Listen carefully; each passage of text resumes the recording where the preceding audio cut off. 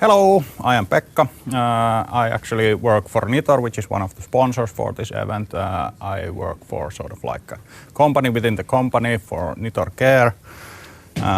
We are a team of 9 people and we give 24/7 operational support for customers, basically stuff Nitor does, and we get the support contract from them, so the developers can sleep at night instead of answering calls. During office hours, we assist with day-to-day stuff, and this kind of disaster recovery is basically the day-to-day stuff we do.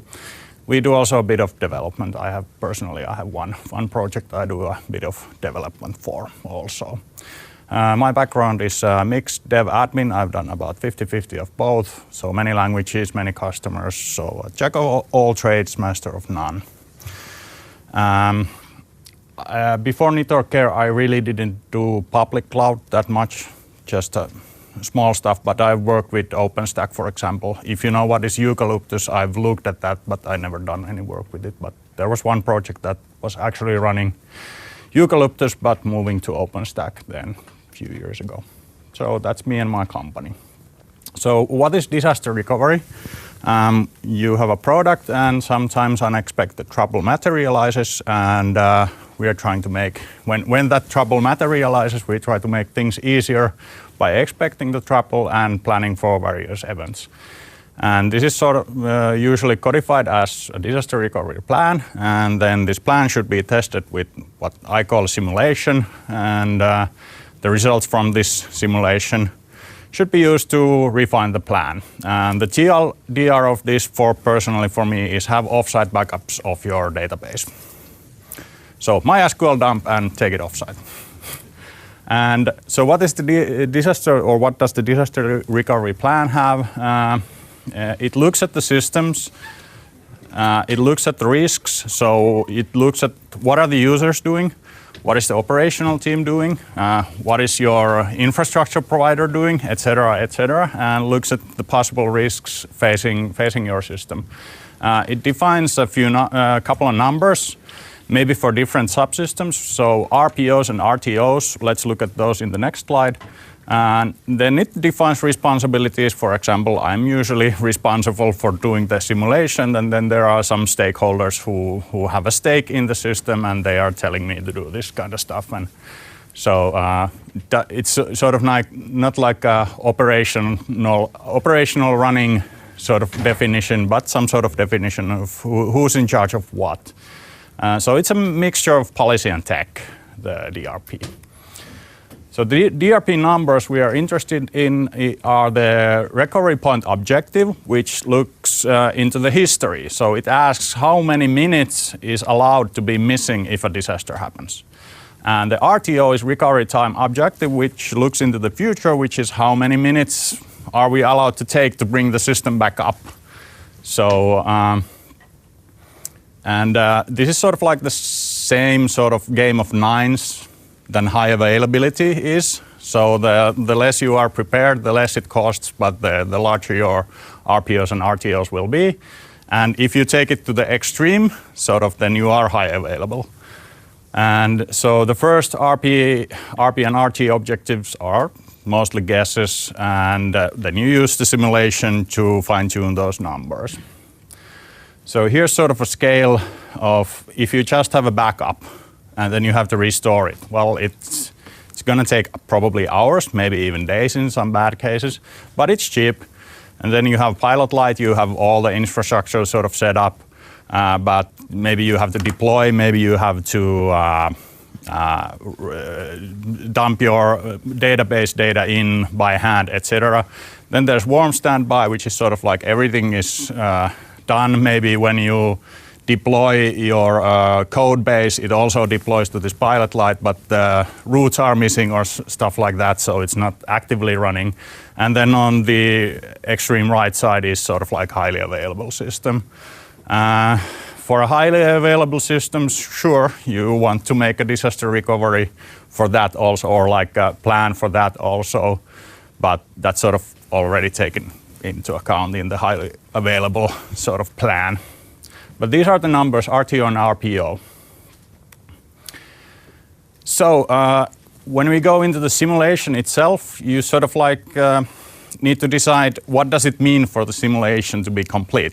Does it mean that I get a code base sort of for the infrastructure as a code, then I change a few lines of configuration to actually use this region instead of that region, etc., etc. Use these names for your DNS names, etc. And when I deploy it, and if all is green, then simulation done. Or do you want to compile your mobile application to use this new system, open all the firewallings, etc., etc. So you need to discuss this with for whoever you are doing this. And personally, like we do this as customer work. You might be doing this for your own system, and sort of there's a bit of a difference there. I'll get into that. But you need to decide on the scale of the simulation. And who is going to do it? Well, yeah, let's go to what I said I'll discuss later. Let's go to it right away. Who is going to do it? So I had close to zero experience. So there has been 2 systems I've done this for. I had close to zero experience with them. Also close to zero, there were different IACs used. I had close to zero experience with them also, but I had a lots of general knowledge. So I had been administering for 10 years and looked at OpenStack and stuff like that. So infrastructure was very familiar for me, but I had very little or close to none specific knowledge about the system. So I'm sort of like the perfect guy to go in there and try to bring the infrastructure up from ground zero, basically.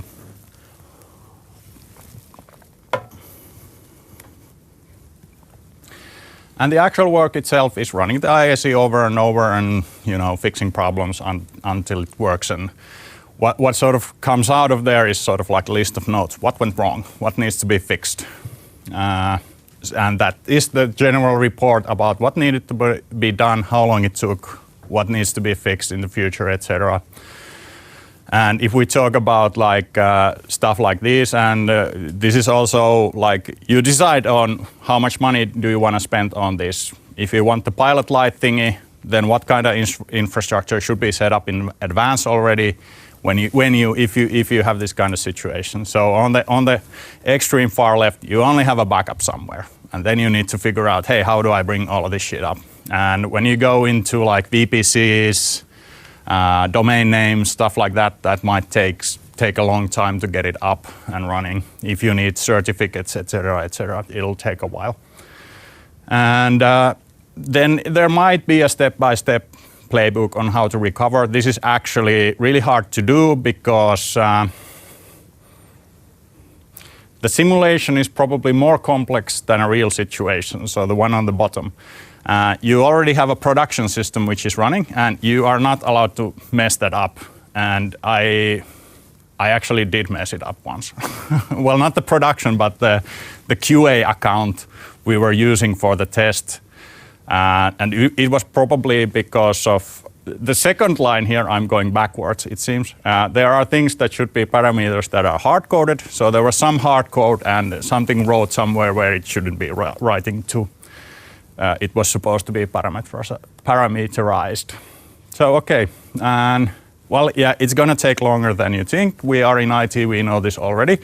But this was doubly so.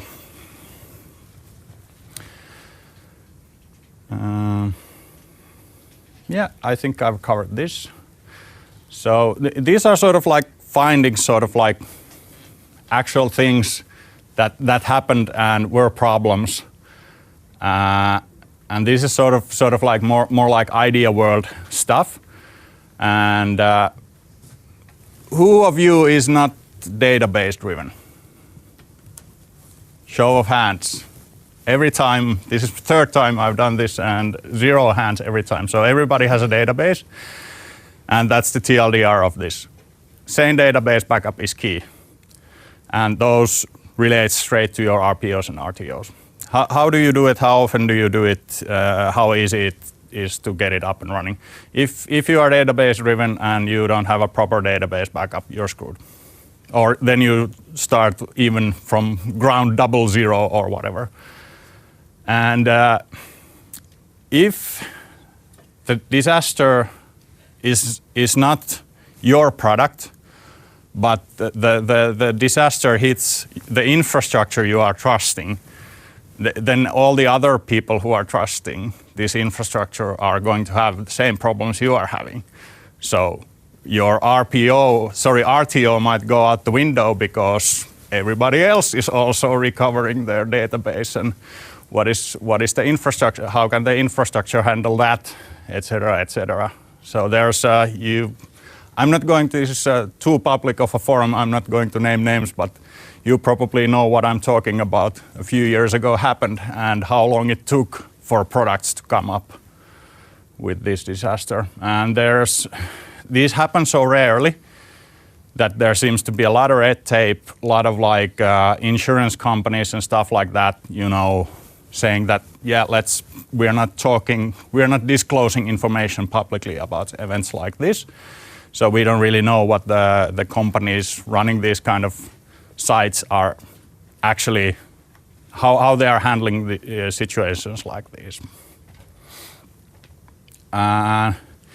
If you own the data, you are stating the policy of what does it mean, the disaster recovery itself, but then you are always trusting somebody else to handle the technical side of things, which is quite obvious, but sort of bears to mention. And the plan itself is sort of like, it's just a plan, and it should be seen as a continuously improved document that tries to match the real world state of the system itself, but all the systems, like we are doing development all the time.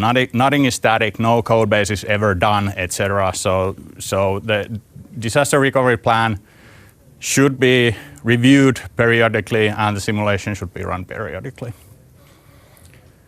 The infrastructure as a code is complex. Some of them are more complex systems than others. I have now like heavy experience with 2 different kind of things. You don't want somebody who's, like I mentioned before, that I was sort of like the perfect guy because I had lots of general knowledge, but basically zero specific knowledge. You don't want somebody who has worked with this to do the simulation itself. But you most probably need help from them to understand some of the things going on.